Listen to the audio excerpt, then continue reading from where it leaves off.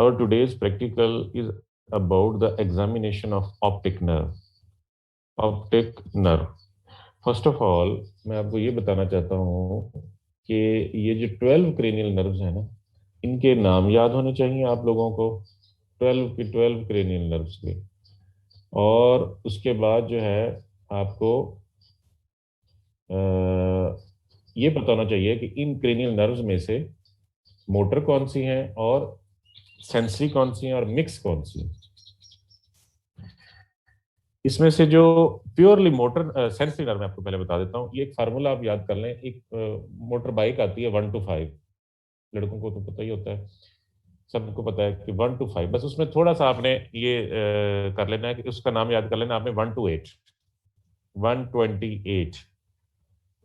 ये जो cranium nerves 1, 2 और 8 है ना, ये प्योरली सेंसरी नर्व्स हैं। 1 to 8 ये प्योरली सेंसरी नर्व्स हैं। और जो है ना, उसके बाद एक और आपने याद रख लेना है वर्ड, उसको हम कहते हैं ऑड नंबर्स में है 5, 7, 9, ये ऑड में, और एक इवन में है 10, यानी 5, 7, 9, 10 ये मिक्स नर्व्स हैं, यानी ये मोटर भी हैं और सेंसरी भी हैं। दोबारा से बताने लगा हूं कि क्रेनियल नर्व 1, 2 और 8 ये प्योरली सेंसरी नर्व है, और 5, 7, 9, 10 ये मिक्स नर्व्स हैं। और बाकी जो बच जाती है ना, वो जितनी भी नर्व्स हैं, वो 5 नर्व्स बच जाती हैं, वो प्योरली मोटर नर्व्स। तो इस तरीके से आप याद कर सकते हैं।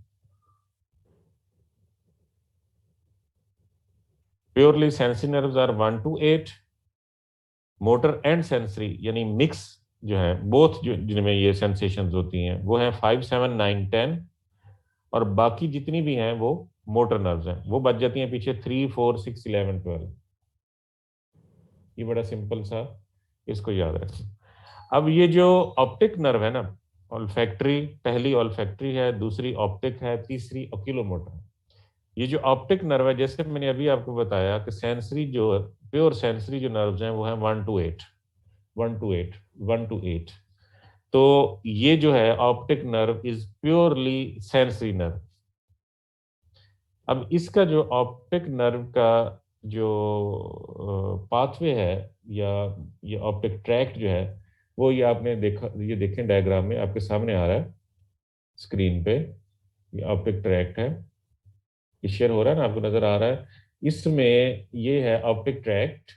इसमें जो होता है सबसे पहले, ये प्योरली सेंसिंग नर्व है, ऑप्टिक नर्व। ऑप्टिक नर्व जो है ये आई को लीव कर रही है यहाँ से, ये देखें, ये ऑप्टिक नर्व जो है ये आई को लीव करती है यहाँ से।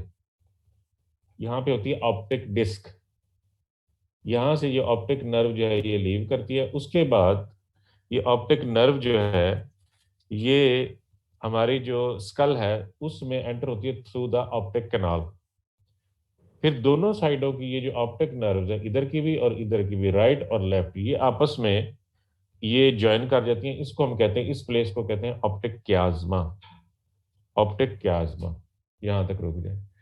अब ये जो ऑप्टिक नर्व है ना, इसके दो तरह के फाइबर्स होते हैं। एक को हम कहते हैं नेजल फाइबर्स और दूसरी को कहते हैं temporal fibres. Nasal fibres and temporal fibres, ये जो है ये वाले हैं नेजल फाइबर्स, मीडियल साइड वाले। और लेटरल साइड वाले जो होते हैं ये होते हैं टेम्पोरल फाइबर्स।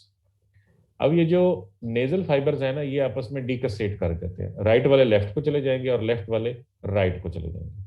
लेकिन ये जो टेम्पोरल फाइबर्स हैं ये इप्सिलेटरल साइड पे रहते हैं, अपनी ही साइड पे रहते हैं। अब ये जो नेजल फाइबर्स हैं, these are responsible for the visual field of the temporal side. ये नेजल फाइबर जो है ये टेम्पोरल विजुअल फील्ड के लिए होते हैं, और टेम्पोरल जो फाइबर है ये नेजल फील्ड के लिए होते हैं। ये एक और डायग्राम है, इसमें देखें, इस डायग्राम में देखें कि ये जो है दो तरह के फाइबर्स हैं। ये वाले जो है ये नेजल फाइबर्स हैं, ये डिकसेट करके कॉन्ट्रालेटरल साइड पे चले जाते हैं, दूसरी साइड पे चले जाते हैं। इसी तरह इधर से जो नेजल फाइबर्स होंगे वो इधर चले जाएंगे डिकसेट करके। लेकिन ये जो टेम्पोरल फाइबर है ये उसी साइड पे रहेंगे। अच्छा, उसके बाद ये होगा कि ऑप्टिक क्याज्मा के बाद, ऑप्टिक क्याज्मा के बाद ये जो पाथवे है ये चला जाएगा टुवर्ड्स द थैलमस, यानी थैलमस। ये यहाँ पे, ये थैलमस है, यहाँ पे होती है लेटरल जेनिकुलेट बॉडी। वहाँ पे लेटरल जेनिकुलेट बॉडी पे जाके ये टर्मिनेट कर जाएगा, और फिर यहाँ से जो है ये ऑप्टिक रेडिएशन, ये वाली है ऑप्टिक रेडिएशन, ये टर्मिनेट कर जाएगा occipital lobe of the cerebral cortex. तो हमारा जो विजुअल जो सेंटर है वो प्राइमरी विजुअल कॉर्टेक्स जो है वो ऑक्सीपिटल लोब में होता है, ऑक्सीपिटल लोब में होता है। इसको हम कहते हैं ऑप्टिक रेडिएशन यहाँ से। तो ये तो है हमारा ऑप्टिक ट्रैक्ट। अब होता ये है कि अब हमने एग्जामिनेशन, अब मैं ये आपको ऑप्टिक ट्रैक्ट बता दिया, ये आप स्पेशल सेंसेस में भी पढ़ेंगे, ये यूनिवर्सिटी क्वेश्चंस हैं। इस पे अक्सर इस पे क्वेश्चन आ जाता है, वाइवा में ये बहुत ज़्यादा पूछा जाता है ऑप्टिक ट्रैक्ट के बारे में कि ऑप्टिक ट्रैक्ट क्या है, कैसे है। तो ये सारा आपने बताना है कि ये जो optic tract after leaving the optic disc, it enters the cranium through the optic canal, and then it both sides, right and left side, both sides join together to form the optic chiasma, and then it terminates at the lateral geniculate body of the thalamus. After that, optic radiations originates that terminate in the primary visual cortex of the occipital lobe. So our visual center is in the occipital lobe. Now comes to the our practical, which is the examination of the optic nerve। कि हमने optic nerve का examination कैसे करना है, कि optic nerve जो है वो उसकी assessment कैसे करनी है, कि आया कि ये normal है, ये abnormal है, properly function कर रही है या नहीं कर रही। तो उसके लिए हमारे पास तीन तरह के तरीके हैं। एक तो ये है कि हम जो है फंडस, जो है फंडस यहाँ पे आई में ये जो फंडस है इसको एग्जामिन करना है। दूसरा है कि हमने विजुअल एक्यूटी देखनी है, और तीसरा है विजुअल फील्ड देखना है। आज हम देखेंगे कि examination of the optic nerve through the ophthalmoscope, ये मैं आपको बताऊंगा। विजुअल एक्यूटी, ये जो अब आपने अक्सर देखा होगा, कभी आई साइट चेक कराने गए होंगे तो वहाँ चार्ट पड़े होते हैं डॉक्टर्स के पास, जो आई के डॉक्टर्स हैं। तो उसमें हम देखते हैं कि उसकी नज़दीकी नज़र या दूर की नज़र कैसी है। और विजुअल फील्ड जो है वो हम चेक करते हैं थ्रू द पेरीमीट्री, वो भी एक अलग से प्रैक्टिकल है। तो पहले हम देखते हैं कि हमने एग्जामिनेशन ऑफ द फंडस जो है वो करना है थ्रू द ऑफ्थेल्मोस्कोप, ऑफ्थेल्मोस्कोप के जरिए। अब उसके लिए क्या तरीकाकार है कि एक ऑफ्थेल्मोस्कोप एक इंस्ट्रूमेंट होता है। उस ऑफ्थेल्मोस्कोप का जो इंस्ट्रूमेंट होता है, ये आजकल तो बड़ी लेटेस्ट आ गई और बड़ी कॉस्टली आ गई है। इनके जरिए हम मैयर कर हम सॉरी हम देखते हैं फंडस ऑफ द पेशेंट और सब्जेक्ट। इसमें सेल्फ इल्यूमिनेटिंग लाइट भी होती है, एक मिरर भी होता है जिसपे लाइट रिफ्लेक्ट होके वो आई में जाती है, और इसमें लेंस होते हैं। अब जो लेंस जो होते हैं ना, उसमें ग्रेडिंग होती है 0 से 1 2 3 एक साइड पे, और 0 से 1 2 3 दूसरी साइड पे। एक साइड पे उसकी ग्रेडिंग होती है 0 से 1 2 3 प्लस में, और दूसरी तरफ से होती है माइनस में।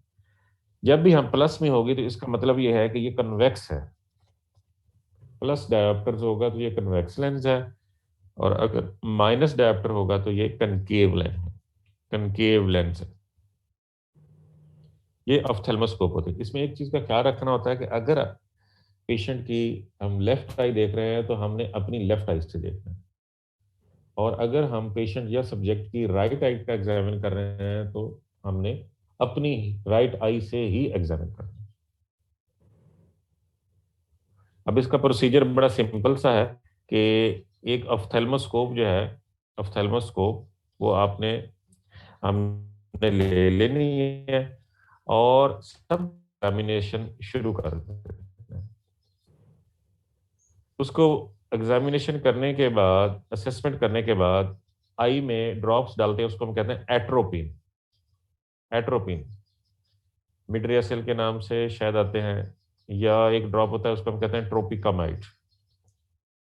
ये क्या करते हैं कि ये प्यूपल को डायलेट कर देते हैं, जिससे एनएफ लाइट जो है वो एंटर हो सकती है आई में, एनएफ लाइट एंटर हो जाती है, और एग्जामिने जो एग्जामिनर होता है वो सफिशिएंटली उसको एक यानी एग्जामिनेशन करने का अपॉर्चुनिटी मिल जाती है।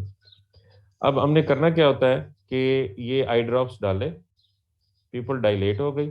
अब पेशेंट की अगर राइट आई का एग्जामिन करना है तो सब एग्जामिनर की भी राइट आई होगी। अब जो वो लेंस वाली जो है ना ऑप्थेल्मोस्कोप, उसमें जो लेंस वाला पोर्शन होता है उसमें उसको हमने रोटेट करना है in the clockwise direction, plus में, कनकेव, सॉरी कन्वेक्स, प्लस में कन्वेक्स। और पेशेंट के सर पे हाथ रख के उसको थोड़ा सा स्टेबलाइज कर देना है, और पेशेंट को कहना है कि जरा सामने देखे, सामने की तरफ देखना है। तो उसकी जो है फंडस का एग्जामिनेशन करना है। इसी तरह जब हम उसके लेंस को एंटी क्लॉकवाइज मूव करेंगे यानी माइनस वाली साइड पे, तो इसका मतलब यह है कि उसकी फोकल लेंथ जो है वो इंक्रीज होती जा रही है। तो अब जो है विट्रियस और रेटिना जो है वो फोकस में आ जाएगी, और उसको एग्जामिनेशन करना है एंटी क्लॉकवाइज डायरेक्शन में। अब इसमें सबसे पहले ये है कि आई में जो ऑप्टिक डिस्क है उसको एग्जामिन करना है। Optic disc normally pink colour की होती है, पिंक कलर की, और वहां पे हमने जो है फोकस करके डिस्क में तो क्लियरली फोकस करना है पिंक कलर की, और उसमें हम देखना है कि उसकी शेप क्या है, उसकी कलर क्या है, और उसमें जो ब्लड वेसल्स हैं वो कैसी हैं। आया कि ब्लड वेसल्स नॉर्मल हैं, उनमें कोई फ्लेम हेमरेज तो नहीं है, कोई हेमरेजिक स्पॉट्स तो नहीं है वहां पे, और ब्लड वेसल्स की टॉर्चुसिटी तो नहीं है। ये हमने ऑप्टिक डिस्क के एग्जामिनेशन से देखना है।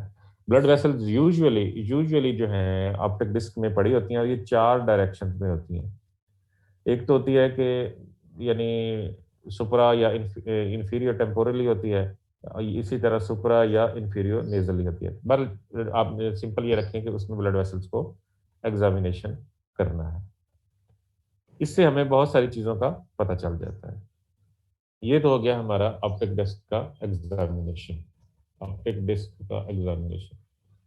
अब इसमें एक चीज का सबसे इंपॉर्टेंट ख्याल ये रखना है कि जो भी सब्जेक्ट हम लेंगे या पेशेंट लेंगे जिसकी आईज में हम आई ड्रॉप्स डालेंगे, तो उसको कुछ घंटे के लिए जो है ना उसकी विजुअल जो है एक्यूटी और विजुअल फील्ड जो है ना वो इम्पेयर हो जाती है, क्योंकि पीपल डायलेट हो जाती है। तो ऐसे पर्सन को ना तो बाइक चलानी चाहिए, तो ऐसा सब्जेक्ट लेना है कि जिसने ड्राइविंग वगैरह ना करनी।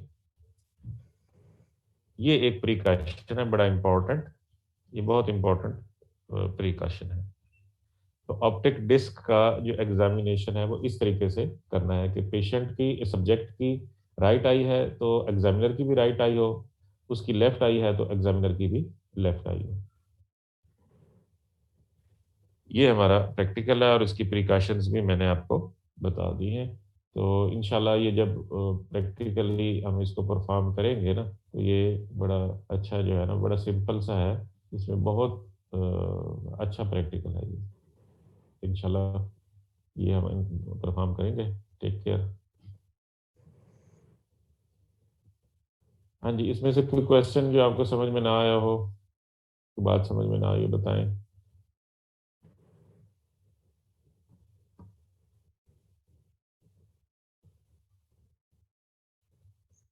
अच्छा, एक जो है ना, इसमें कोई आई है पापा की परी, पता नहीं कौन है वो। मैं बार बार आप लोगों को कह कह के थक गया हूँ कि मामा की परी, पापा की परी। ऑप्टिक डिस्क की जो डायग्राम है ना वो निकालें, उसमें आपको ऑप्टिक डिस्क जो है ना, इसको हम कहते हैं ब्लाइंड स्पॉट भी कहते हैं। और वहीं से उसमें एक होता है फोविया सेंट्रैलिस और macula lutea. Fovea centralis, macula lutea, ये भी उसमें नजर आता है। और ब्लड वेसल्स जो है वो भी नजर आती है।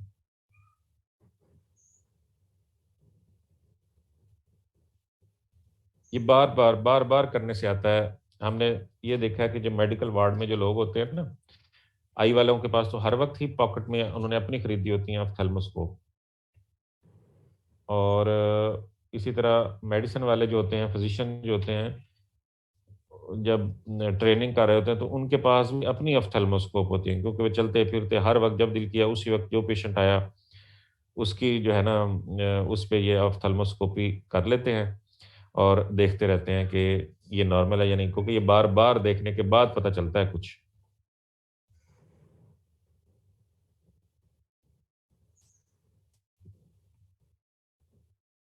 और ये जो मैक्यूला लूटिया की मैंने बात की है ना, फोविया सेंट्रालिस मैक्यूला लूटिया, यहाँ पे मैक्सिमम फोटो रिसेप्टर्स होते हैं जो कि कोन्स, हमारी जो विजुअल एक्यूटी है उसके लिए इनकी रिस्पॉन्सिबिलिटी होती है। मैक्यूला लूटिया में मैक्सिमम फोटो रिसेप्टर्स होते हैं।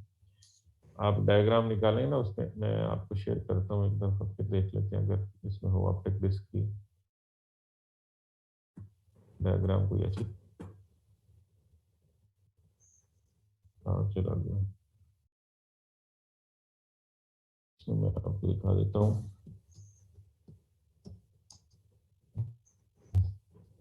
ये ये कलर डायग्राम है, ये बड़ी अच्छी। ये देखें, इसमें से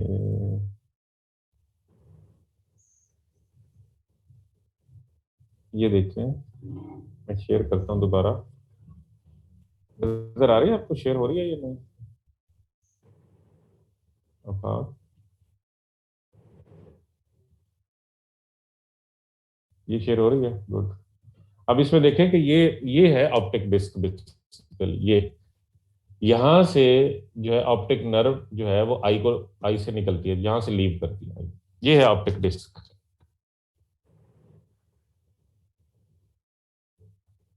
अब इस ऑप्टिक डिस्क में यहाँ पे ये देखें कि ये वेसल्स हैं, ये वेसल, ये नॉर्मल है, बिल्कुल नॉर्मल। जो अब नॉर्मल होंगी ना उनमें टॉर्चिसिटी आई होगी, या यहाँ पे हेमरेज आई होगी, वाइट रेडिश वाइट स्पॉट हो गए। या एक होती है फ्लेम हेमरेज, जैसे फ्लेम होता है ना, फ्लेम उस तरह की हेमरेज होती है, वो अब नॉर्मल होती है। ये ऑप्टिक डिस्क है। ये जो हाइपरटेंशन के ग्रेड्स होते हैं उनमें भी एक पेशेंट है उसको लॉन्ग स्टैंडिंग हाइपरटेंशन है, तो उसमें ये जो वेसल्स है ना, ये रप्चर हो जाती हैं। तो उस ग्रेड्स में जो है ना, डिफरेंट ग्रेड्स में डिफरेंट, ये आप मेडिसिन में भी पढ़ेंगे डिटेल के साथ, तो अभी तो मुझे ये याद नहीं है, पहले मैंने पढ़ा हुआ था मेडिसिन में। तो ये जो है ना, उसके हाइपरटेंशन के ग्रेड्स होते हैं, कि इसको फंडोस्कोपी के जरिए जो जो फाइंडिंग्स हो उसके हिसाब से फिर हाइपरटेंशन का ग्रेड दिया जाता है कि ये ग्रेड 1 2 3 4 की हाइपरटेंशन है। इसी तरह डायबिटिक नेफ्रो रेटिनोपैथी, उसका भी, उसके लिए भी ये फंडोस्कोपी बहुत जरूरी है, फंडस का एग्जामिनेशन बहुत जरूरी है। ये वाली ब्लड वेसल्स है, ये ऑप्टिक डिस्क है। यहाँ पे मैक्यूला लूटिया होता है जहाँ पे maximum number of photo receptors होते हैं। और फोटो रिसेप्टर्स जो होते हैं ये बेसिकली कोन्स लाइट के लिए होते हैं और विजुअल एक्यूटी के लिए होते हैं। ये है ऑप्टिक डिस्क, जो कि प्यूपल डायलेट करेंगे हम पहले, ये आई में प्यूपल डायलेट करेंगे, उसके बाद ऑप्थेल्मोस्कोप के जरिए ये हम डिस्क का एग्जामिनेशन करते हैं। तो इससे हमें ये जो ऑप्टिक नर्व है उसका पता चलता है कि ऑप्टिक नर्व जो है वो कैसी है। अब इसमें दो चार टर्मिनोलॉजी अगर आप चाहें कि वो याद करना चाहें, तो एक होता है विजुअल एग्नोजिया। विजुअल एग्नोजिया ये है कि कोई भी विजुअल स्टिमुलाई अगर आपको रिकॉग्नाइज ना कर सके कोई भी पर्सन, तो उसको कहते हैं विजुअल एग्नोजिया। और ये जो ऑप्थेल्मोस्कोपी है इसके जरिए हम जो है ना ऑप्टिक डिस्क का कलर भी देखते हैं, शेप देखते हैं। अभी मैंने आपको बताया कि इसका कलर और शेप क्या था। मैंने आपको अभी बताया कि ये पिंक कलर की होती है, नॉर्मल नॉर्मल। इसमें हम ब्लड वेसल्स की जो कंडीशंस हैं वो देखते हैं। इसमें कोई हेमरेज तो नहीं है, कोई पार्टिकल्स तो नहीं है, एक्सुडेट तो नहीं है। एक्सुडेट यानी यहाँ पे प्रेशर बहुत ज्यादा है, तो इसकी वजह से यहाँ पे कोई फ्लूइड की एक्युमुलेशन हो जाए, उसको हम एक्सुडेट कहेंगे।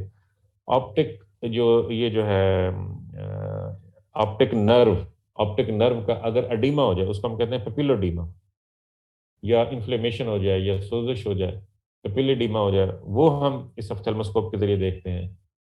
ये कुछ चीज़ें हैं जो कि हमें ऑप्थेल्मोस्कोप से जरिए हम पेशेंट की फाइंडिंग्स जो हैं वो पिक करते हैं, इसलिए ये एक्सट्रीमली इम्पॉर्टेंट है।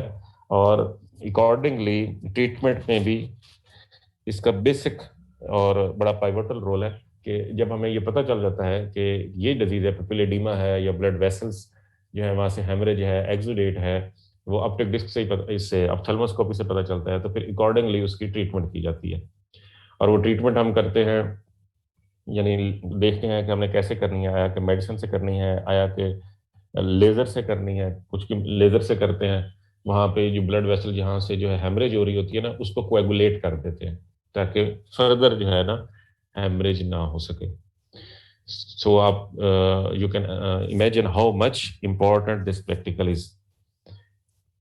This ophthalmoscopy is extremely important even for your examination at this time in the second prof or first prof part 2 in final year MBBS in medical, in medicine ward or in eye ward.